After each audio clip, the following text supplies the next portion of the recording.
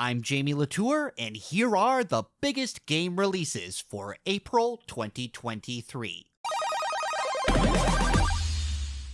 Starting off on April 4th is Meet Your Maker for the PS4, PS5, Xbox One, Xbox Series X/S, and PC. And it was recently announced that this will be a free game for PS Plus subscribers. The concept behind this game is neat. Essentially, it's one part first-person shooter/platformer and one part dungeon builder. You're either trying to make it to the core of a dungeon filled with traps and enemies, or you're building the dungeon and filling it with crap to kill people with. I was initially worried that this might not get much of a player base, but now that it's a freebie on PlayStation, at least on PlayStation platforms, it should have plenty of people playing at launch. So I might check this out and just murder a bunch of people with spike traps. That sounds like fun. Also on April 4th is Grimoire Once More. This is out on PS4, PS5, and Nintendo Switch. This is a remaster of a real-time strategy game from 2007 made by Vanillaware, which explains the partial nudity warning at the start of the trailer. Speaking of which, can we get a Dragon's Crown remaster next? Because that's a very good beat-em-up game, and that's the only reason I would want to play it again. Next up is Road 96 Mile Zero for PS4, PS5, Xbox One, Xbox Series X/S, Nintendo Switch, and PC. This is a prequel to Road 96, which was that weird roguelike road trip escape from a totalitarian government simulator. It was a neat concept, but the dialogue and characters, at least to me, were really annoying, especially this Alex kid. Yo, welcome to my dope ride. Ah, hell nah. Gotta say something, homegirl. Life, it's complicated.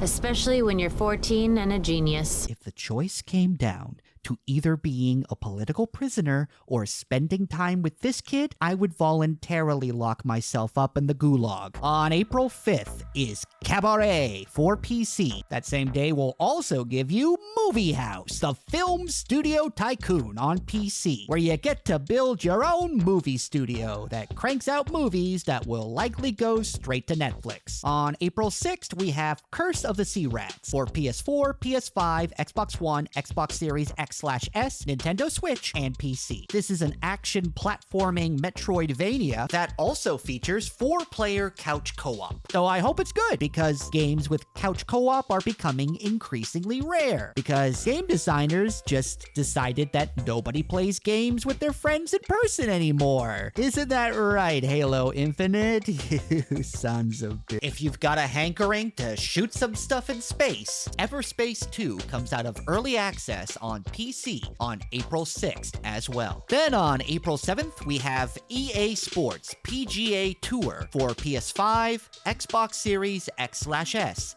and PC. And didn't I mention this game in the game release video I did for March? Yeah, I did. I guess they needed an extra month to tighten up all those ball physics. Let's zip over to April 11th, which sees the release of Process of Elimination on PS4 and Nintendo Switch. This is a visual novel thingy where a bunch of detectives try to figure out the identity of a killer who could be any one of them. I like the one that's called The Incompetent Detective. I identify the most with that one. Also out on April 11th is Tron Identity for the Nintendo Switch and PC, which, funny enough, is also a visual novel thing featuring a detective, except this one takes place in Tron World. Do they have the cool cyber bikes? They have the cool cyber bikes. We're good. This is Tron. April 14th sees the release of the Mega Man Battle Network Legacy Collection for PS4, Nintendo Switch, and PC. I didn't own a Game Boy Advance, but I have played a few Mega Man Battle Network games by way of dubious methods that I will not disclose. I thought they were fun, so it'll be nice to play them again. Legally. April 18th gives us Minecraft Legends for PS4, PS5, Xbox One, Xbox Series X/S, Nintendo Switch, and PC. I haven't really gotten a good sense of what this game is from the trailers, but apparently it's some kind of real-time strategy game with base building elements. Might be a little bit of a tower defense thingy too?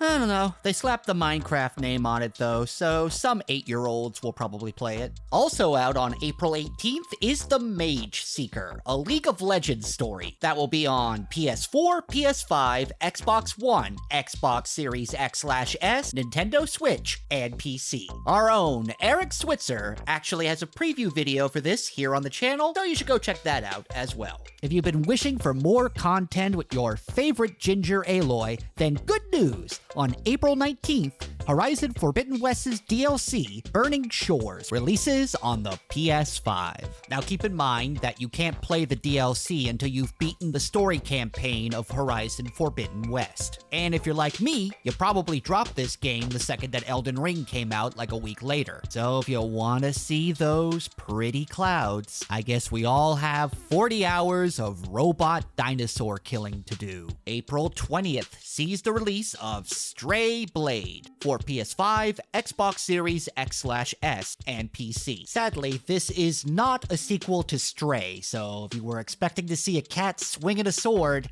you're gonna be disappointed here. On April 21st, Nintendo finally releases the long-delayed Advance Wars 1+2 Reboot Camp Collection for the Nintendo Switch. Another bunch of games that I played through more questionable means when I was a child, and I'm looking forward to declaring cartoony war all over again. Also out on April 21st is Dead Island 2, which I'm having a hard time believing that one is true, but that's what it says here, so I'm going with it. This will be out on PS4, PS5, Xbox One, Xbox Series X/S, and PC. Anyone else find it amusing that we got Dying Light 1 and 2 in the time that it took to get Dead Island 2? I'm also kind of bummed that they didn't release another sad, tear-jerking trailer for this one. Like, come on, guys. I want to cry before I hit somebody with an electric baseball bat. Afterimage launches on April 25th for the PS4, PS5, Xbox One, Xbox Series X/S, Nintendo Switch, and PC. April 25th also has Trinity Trigger